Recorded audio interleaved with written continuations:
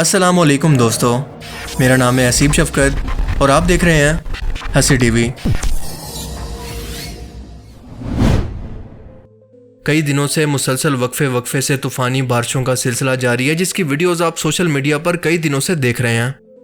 मगर trust me, वहाँ की सूरत हाल इस वक्त इससे कहीं ज़्यादा ख़राब है, क्योंकि दुबई गवर्नमेंट ने बाकायदा इस बात पर पाबंदी लगा रखी है कि जो भी शख्स इन तबाही की वीडियोस को सोशल मीडिया पर कहीं पर भी शेयर करेगा, इसे 50,000 दिरहम का जुर्माना अदा करना पड़ेगा, क्योंकि ये शहर और मुल्क की रेपुटेशन का मामला है।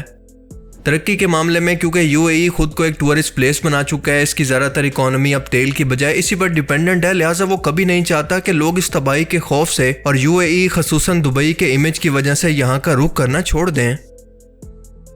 दुबई में इन तूफानी बारिशों के दौरान अचानक से आसमानी बिजली के साथ एनवायरनमेंट एकदम से सब्ज हो गया, जैसा कि आप वीडियो में देख सकते हैं। ये बहुत ही रेयर फिनोमिना है जो कि बहुत ही कम देखने को मिलता है, जैसे किसी साइंस फिक्शन फिल्म का कोई सीन हो। इसे सबूत बनाकर बहुत से लोगों ने इस मुल्क पर हार्प टेक्नोलॉजी के इस्तेमाल का इल्ज़ाम लगाया कि किसी दुश्मन मुल्क ने यह तबाही जानबूझकर यूएई से बदला लेने के लिए भेजी है। लेकिन सवाल यह है कि किसने? यूएई का तो ऐसा कोई दुश्मन है ही नहीं। इनफैक्ट जिन लोगों के साथ इनकी दुश्मनी होनी चाहिए थी, इनकी तो बाकायदा मदद करके वो अपने मुसलमान भाइयों को कत्ल करवा रहा है, ट्रेड और ऑयल के जरिए इसराइल की मदद करके।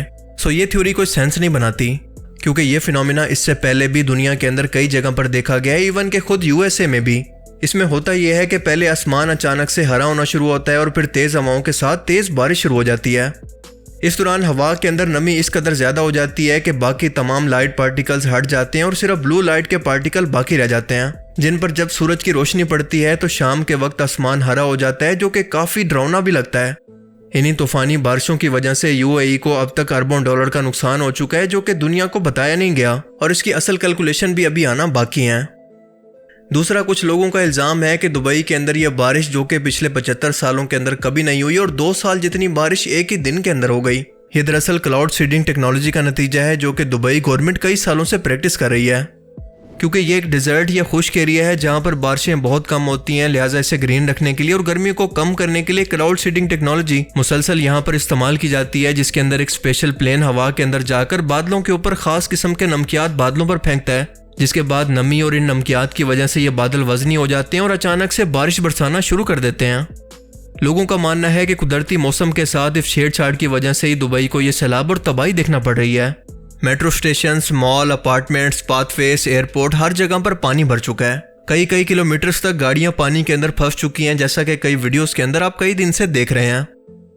खैर, अब तक की सूरत हाल तो ये है कि पानी को काफ़ी हद तक क्लियर कर लिया गया है, लेकिन आगे भी मजीद बारिशों की प्रेडिक्शन मौजूद है। 15.2 सेंटीमीटर की बारिश दुबई के अंदर रिकॉर्ड की गई, जो कि ऑल टाइम हाई है। अब जहां तक क्लाउड सीडिंग का ताल्लुक है, तो ये टेक्नोलॉजी 1990 से दुबई के अंदर इस्तेमाल की जा रही है और ये मुमकिन है कि दुबई गवर्नमेंट की गफलत की वजह से किसी ऐसे बादल पर नमकियात का स्प्रे किया गया हो जिसमें ज़रूरत से ज़्यादा पानी हो और यही चीज़ इस सैलाब की वजह बनी हो। लेकिन बात यह है कि क्लाउड सीडिंग के जरिए ये बारिश सिर्फ एक बार के अंदर मुमकिन है, लेकिन दुबई के अंदर तो ये बारिशें बार बार आ रही हैं। क्लाउड सीडिंग की बारिश कुछ ही देर तक एक खास एरिया के अंदर करवाना मुमकिन है, ना कि इतने बड़े शहर पर एक साथ। और वैसे भी कुछ बादलों का पानी मिलकर ये तबाही नहीं ला सकता, क्योंकि असल में दुबई ने कभी खुद को इसके लिए तैयार ही नहीं किया था कि इस कदर पानी यहाँ पर कभी जमा भी हो सकता है। लिहाजा वक्ती तौर पर यहाँ पर परेशानी तो हुई, लेकिन इसे फ़ौरन से रिजॉल्व कर लिया गया, क्योंकि ये शहर के और कंट्री की रेपुटेशन का मामला था।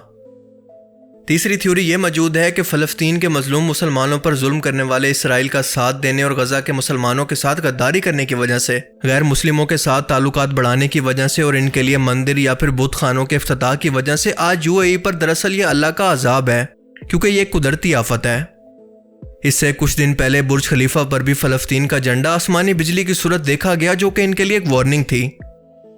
अब जहाँ तक अल्लाह के अजाब का ताल्लुक है, तो बिल्कुल इंसानों पर इस तरह के कुदरती अजाब का आना बिल्कुल मुमकिन है, लेकिन यह भी सच है कि अल्लाह ऐसे गाफिल लोगों की रस्सी को बहुत ज़्यादा ढीला कर देता है कि जाओ भाग कर देखो कहाँ तक भाग सकते हो।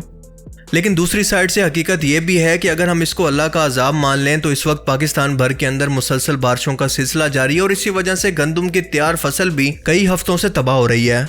सिर्फ यूएई नहीं, बल्कि कई गल्फ मुल्कों के अंदर मुसलसल इसी तरह की तूफानी बारिशें इस वक्त भी जारी हैं। यानी ये तूफान पूरे अरेबियन पेनिसुला को हिट कर चुका है, जो कि आप न्यूज़ के अंदर भी कंफर्म कर सकते हैं। इवन के ओमान के अंदर तो इन बारिशों की वजह से 19 लोगों की मौत भी हो चुकी है। लेकिन हमारा कंसर्न सिर्फ और सिर्फ दुबई है, लिहाजा अल्लाह के अजाब को हम सिर्फ यूएई के लिए ख़ास तौर पर मखसूस नहीं कर सकते। जिसके बाद सबसे आखिर में एक ही एक्सप्लेनेशन बाकी रह जाती है, जो कि है क्लाइमेट चेंज, यानी मौसम का बदलाव।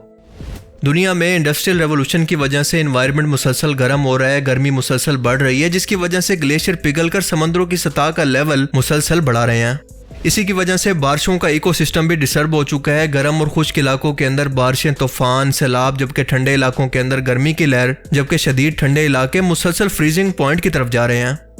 और ये सब कुछ नेचर का नहीं बल्कि खुद इंसानों का किया धरा है, जिन्होंने अपने कुदरती माहौल को बिल्कुल तबाह कर दिया है। और अभी तक इन लोगों को इस बारे में कोई अकल नहीं आई कि सिर्फ बिजनेस और प्रॉफिट के बजाय इस बारे में भी कभी सोच लें। दुबई में होने वाली ये बारिशें क्लाउड सीडिंग का नतीजा नहीं थी, बल्कि कुदरती मौसमी बदलाव का नतीजा था, क्योंकि ये थंडर के साथ यानी आसमानी बिजली के साथ आई। लोअर एटमॉस्फेयर के अंदर इस कदर बारिश क्लाउड सीडिंग से मुमकिन ही नहीं है।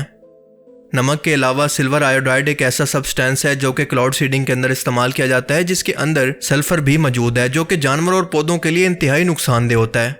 और ये क्लाउड सीडिंग की बारिश के अंदर भी शामिल होता है, जो कि नेचर के लिए इंतहाई नुकसानदेह है। लिहाजा नेचर के साथ किसी भी किस्म की छेड़छाड़ नहीं करनी चाहिए।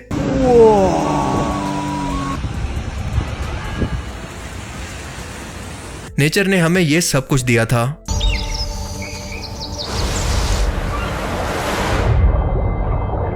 और आज हम अपने बच्चों को ये सब कुछ देकर जा रहे हैं।